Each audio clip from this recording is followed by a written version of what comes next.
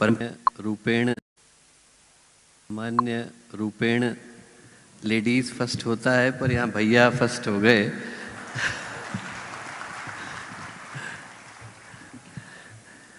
परम पूज्य गुरुदेव परम वंदनीय माता जी की दिव्य उपस्थिति को साक्षी मानते हुए श्रद्धेय डॉक्टर साहब श्रद्धा जी के दिव्य मार्गदर्शन को अनुग्रह के रूप में स्वीकार करते हुए एक बार माँ गायत्री के पावन मंत्र के साथ मैं अपनी बात को आरंभ करना चाहता हूँ।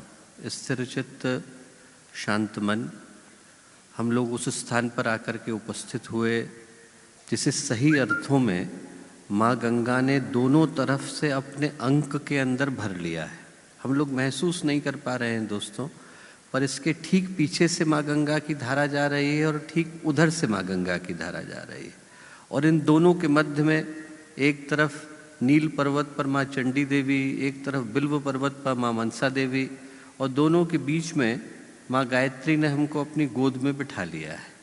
आज जब हम लोग इतने पवित्र स्थान पर आकर के उपस्थित हुए तो क्षण भर के लिए ऐसा सोचें कि पूज्य गुरुदेव वंदनीय माता जी का आशीर्वाद, अनुग्रह, अनुकंपा हम लोगों के ऊपर अनवरत बरस रही है, और जिसको इस विषय में तनिक भी संकोच हो ये सोचने में कि पूज्य गुरुदेव का वंदनीय माता जी का आशीर्वाद हम लोगों को मिल रहा है कि नहीं, वो जरा ये सोच करके देखे कि यहाँ से 20 किलोमीटर के बाद बहादुराबाद को आप क्रॉस कर रहे हैं तो नो विजिबिलिटी है, कोहरा छाया हुआ है।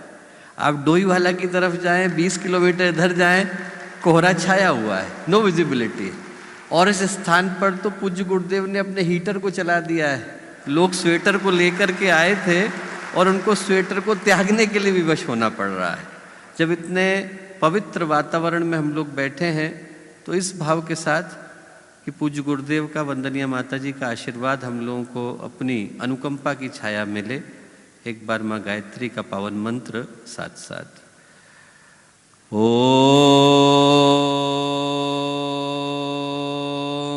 भूर्भुवः स्वः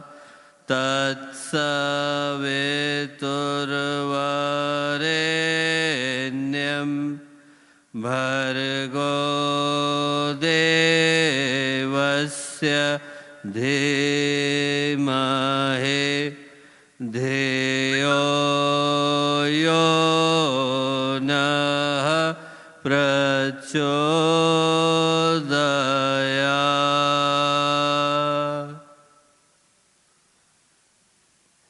परम पूज्य गुरुदेव परम वंदनीय माता जी के दिव्य संरक्षण में आज का ये अत्यंत ही ऐतिहासिक दिवस, अब से थोड़ी देर पहले ही मैं इस बात की ओर इशारा कर रहा था, 18 जनवरी 1926 का ही दिन था जब परम पूज्य गुरुदेव ने अखंड दीपक का प्राकट्य किया। और आज उस दिव्य ऐतिहासिक अलौकिक घटना को तारीख की दृष्टि से 100 वर्ष पूरे हुए, और ये सौभाग्य का क्षण जब प्रत्येक गायत्री परिजन के जीवन में एक तरह से अवतरित हुआ है, तो दोस्तों आज का एक क्षण हम में से प्रत्येक व्यक्ति के लिए एक बड़ी ही गहरी पुकार को लेकर के आया है। बहुत ज़्यादा तो मैं नहीं कहूँगा, हम लोग यहाँ श्रद्धा जी को सुनने के लिए एकत्रित हुए हैं, पर मैं बस इतना कहना चाहता हूँ दोस्तों,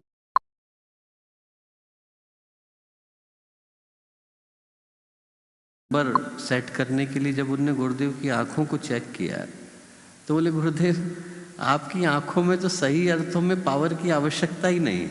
एक सामान्य व्यक्ति की जितनी आंखों के अंदर ताकत होती है उतनी ही आपकी है, 6/6। बोले फिर आप चश्मा क्यों लगाते हैं? तो गुरुदेव बोले बेटा ये तो कोई रख गया था, मैंने लगा लिया, तो इसकी चिंता मत कर। तो बोले कि गुरुदेव फिर आप लिखते कैसे हैं? तो गुरुदेव बोले कि बेटा इन आँखों से लिखता नहीं हूँ, ये तो मेरे कर्म का धागा है जो मुझे काटना है। तो एक काम कर कि तू ऑपरेशन कर।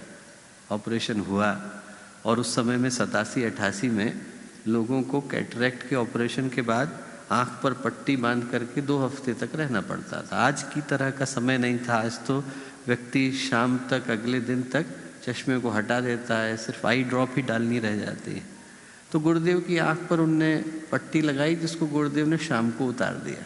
सुबह 3:30 बजे गुरुदेव लेख लिखने के लिए बैठ गए। जब लेख लिख रहे थे तो आंख से थोड़ा पानी गिर रहा था। वंदनीय माता जी नीचे आ गई थी। तो जो दीदी लोग थे उनने आकर के वंदनीय माता जी से कहा कि वंदनीय माता जी, गुरुदेव मान नहीं रहे, लिख रहे, उनकी आंख से पानी गिर रहा है। वंदनीय माता जी दोबारा ऊपर को गई और गुरुदेव के हाथ पकड़ करके बोली कि गुरुदेव, आप कष्ट क्यों करते हैं? बच्चे आ गए, इनको कह दिया करिए, ये लोग लिख दिया करेंगे। गुरुदेव बोले, माता जी, ये जो गायत्री परिवार है, युग निर्माण योजना है, शांति कुंज है, ये मेरे बच्चों की गाड़ी है। मैं इसके अंदर इतना पेट्रोल डाल देना चाहता हूँ कि कल को मेरे बच्चों को गाड़ी का स्टीयरिंग घुमाने के अलावा और कोई काम न करना। पेट्रोल वो डाल करके गए। दोस्तों, बच्चों के लिए इतना सोचता कौन है? कौन सोचता है? व्यक्ति अपने लिए सोचने में मशगूल रहता है, दूसरों के लिए इतना सोचना, आने वाली पीढ़ी के लिए इतना सोचना। हम लोग कभी सोच करके तो देखें कि कितना कर्जा है हमारे ऊपर। हम लोग अपनी हड्डियां बेच दें, मांस बेच दें, अपनी चमड़ी उधाड़ करके फेंक दें, एक एक खून का कतरा चला जाए, तो भी मैं नहीं समझता कि हम लोग गुरुदेव के ऋण से ऋण हो सकते हैं। वो संभव ही नहीं।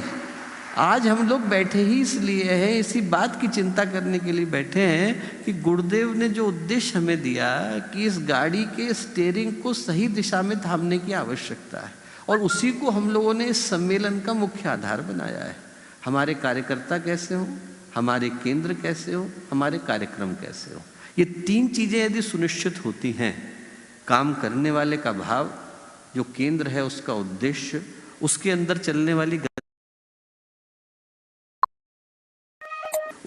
चलने वाली गतिविधियों का स्वरूप रखने के लिए यहाँ पर आकर के एकत्रित हुए। और एक दर्द है, मन की पीड़ा है। एक पीड़ा ये है दोस्तों कि गुरुदेव वो भगवान थे। मैं नहीं कहता उनको महापुरुष, मैं उनको महामानव नहीं कहता हूँ। मेरी दृष्टि में गुरुदेव भगवान ही थे दोस्तों। और भगवान इसलिए थे क्योंकि उनने हर उस व्यक्ति का ध्यान रखा। बड़े लोगों का ध्यान रखने वाले हजारों हो जाते हैं, पर हर उस व्यक्ति का ध्यान रखना जो जिंदगी में कभी आया, कभी मिला, कभी थोड़ी देर के लिए उनके पास रुका, ठहरा, और चाहे गुरुदेव के लिए कुछ भी बोल करके गया, गुरुदेव ने उसके भले के लिए सोचा, आगे बढ़ाने के लिए सोचा, ऊंचा उठाने के लिए सोचा। दोस्तों, मेरी दृष्टि में वो भगवान थे, और मैं चाहता हूं कि दुनिया को पता चले कि गुरुदेव कौन थे। हमारा जो दर्द है, हमारे मन की पीड़ा है, हमारे अंदर का कष्ट है, वो यही कि गुरुदेव हमारे लिए पीएचडी का टॉपिक नहीं थे, हमारे लिए समाधि का पत्थर नहीं थे, हमारे लिए एक तस्वीर नहीं थी जिनके आगे हम लोग पुष्प चढ़ाते हैं। हमारे लिए गुरुदेव जीते जागते भगवान थे, हैं और रहने वाले हैं। दोस्तों, हम लोग यहाँ पर उसी कष्ट के लिए, उसी वेदना के लिए, उसी पीड़ा के लिए, उसी अनुभूति के लिए आकर के एकत्रित हुए। आज का जो दर्द है वो आपका भाई होने के नाते आपके आगे कह रहा हूँ, क्योंकि जब बाकी का मंच सजा होता है, बाहर के अतिथि आते हैं, तो वो बातें हम लोग नहीं कह पाते जो अपनों के मध्य में कहना चाहते हैं। जो अपनों के मध्य के कहने का दर्द है वो इतना ही है दोस्तों। आपका भाई आप लोगों के सामने इतनी ही पीड़ा को लेकर के खड़ा हुआ कि हम लोग वो आने वाले समय के सामने विरासत छोड़ करके जाए जो पूज्य गुरुदेव हमारे माध्यम से चाहते थे। इतना, इसके अलावा और कोई चाहत नहीं। हम लोगों की चाहत मात्र इतनी है कि आने वाले समय की वो जो रूपरेखा है, भूमिका है, वो उसी भाव के साथ सुनिश्चित हो जाए। क्या करके जाएं? आज जो भी कुछ है हम लोग, वो गुरुदेव के कारण तो है। यहाँ कहीं भीड़ में सरिया मामा जी बैठे होंगे, उनके हाथ पैर नहीं चलते थे। जब गुरुदेव के पास ले गए, उनको ले जा कर के रखा, तो गुरुदेव के माता जी ने, उनकी माँ ने कहा कि आप गुरुदेव आशीर्वाद दीजिए कि इसके पैर में शक्ति आए। गुरुदेव ने पैर पे हाथ रखा और बोले, पैर में शक्ति की छोड़ दे बेटा, ये दौड़ दौड़ कर मेरा काम करेगा। और जिस क्षेत्र के वो रहने वाले, उस क्षेत्र के आसपास के कम से कम 30 शक्तिपीठों को उनने भाग भाग करके खड़ा किया। गुरुदेव के आशीर्वाद ने आज हम लोगों को यहाँ ला करके खड़ा किया। सही अर्थों में हमारे जीवन में जो भी पूंजी है, जो भी शक्ति है, जो बोल पाते हैं, जो लिख पाते हैं, जो कर पाते हैं, उनके आशीर्वाद के अलावा कुछ नहीं। यदि गुरुदेव का आशीर्वाद हट जाए तो हम लोग एक क्षण के लिए खड़े नहीं हो सकते दोस्तों। तो मैं आज आप लोगों के सामने बस इतने ही भाव को लेकर के खड़ा हुआ कि इस समय में हम लोग ये सोच करके जाएं कि उनके लिए हम लोग क्या कर सकते हैं। आज के दिन, चूंकि ये पहला ही दिन है, मैं कहूँगा कि आने वाले 5 दिनों के लिए जिस भूमिका को मन में बिठाने की आवश्यकता है, उसमें से पहली तो यही कि हम लोग ये सोचें कि हम लोगों को अपना एक मंत्रालय खड़ा करना है। आप सोचेंगे मंत्रालय कौन सा है? मंत्रालय तो मंत्रियों का होता है। एक मंत्रालय मंत्रियों का होता है दोस्तों, और एक मंत्रालय मंत्र का भी होता है। हमें गायत्री मंत्र के मंत्रालय को बनाने की आवश्यकता है। आज के दिन से हम लोग साधना के संकल्प को शुरू कर रहे हैं, और उसके पीछे का भाव यही है कि ये मिशन इतनी ऊंचाई पर पहुंच पाया क्योंकि इसके आधार में, इसकी नींव में पूज्य गुरुदेव की 24 वर्षीय तप साधना, 24 वर्षीय गायत्री महापुरुष चरण की साधना और 100 वर्ष की अनवरत साधना, उसी ने इसको तप दिया, उसी ने पुण्य दिया, उसी ने प्रकाश दिया, और उसी ने ये सब कुछ दिया जो आज देखने को मिलता है। उस आधार को दोबारा से हम लोगों को खड़ा करने की आवश्यकता है। यहाँ से सिर्फ एक गहरा, मजबूत, अटूट संकल्प लेकर के जाने की आवश्यकता है कि हमारी साधना के ऊपर आने वाले 100 वर्षों का भवन खड़ा हो। हर व्यक्ति के लिए वो संकल्प पत्र पहुंचा दिए गए हैं। हर व्यक्ति से यही आशा है और यही अनुरोध है और यही अपेक्षा है और यही भाव भरी मनुहार है कि वो साधना के संकल्प को अवश्य लेकर के यहाँ से जाएं। जो पहली कामना और पहली याचना कि हम लोगों को एक मंत्रालय खड़ा करने की आवश्यकता है। दूसरी एक छोटी सी कामना, और वो क्या दोस्तों, आयोजन महत्वपूर्ण है, पर आयोजन से भी ज़्यादा महत्वपूर्ण एक और चीज़ है। आयोजन से ज़्यादा महत्वपूर्ण समायोजन है। हम लोगों का परस्पर जुड़े रहना है, प्यार का बने रहना है, परिवार का एकजुट रहना है। हम 5 हैं पर पांडवों की तरह रहे, 100 होकर के कौरवों की तरह रहने से ज़्यादा अच्छा है। आदमी का परस्पर का प्यार जुड़ा रहे, गायत्री परिवार जुड़ा रहे, एक दूसरे के प्रति का स्नेह, सहयोग और विश्वास जुड़ा रहे, वो सबसे बड़ा आधार है। हम लोग आए इसलिए दुनिया की दूर दूर की धाराओं से आज यहाँ आकर के एकत्रित हुए, अपने परिवार को, गायत्री परिवार को और मजबूत करके जाए। दूसरा भाव ये होगा। और तीसरा, गुरुदेव का एक उद्बोधन था। गुरुदेव ने अपने उद्बोधन में कहा कि बेटा, यदि मैं किसी के जीवन में आता हूँ तो कैसे आता हूँ? गुरुदेव बोले, यदि मैं किसी के जीवन में आता हूँ तो बुखार की तरह से आता हूँ। किसी को बुखार आ जाए तो बुखार के अलावा व्यक्ति को कुछ सूझता नहीं है। खाते समय में भी बुखार की टेंशन, पीते समय में भी बुखार की टेंशन, न खाने में मन करता है, न पीने में मन करता है, न चलने का मन करता है, न फिरने का मन करता है, न किसी से बात करने का मन करता है।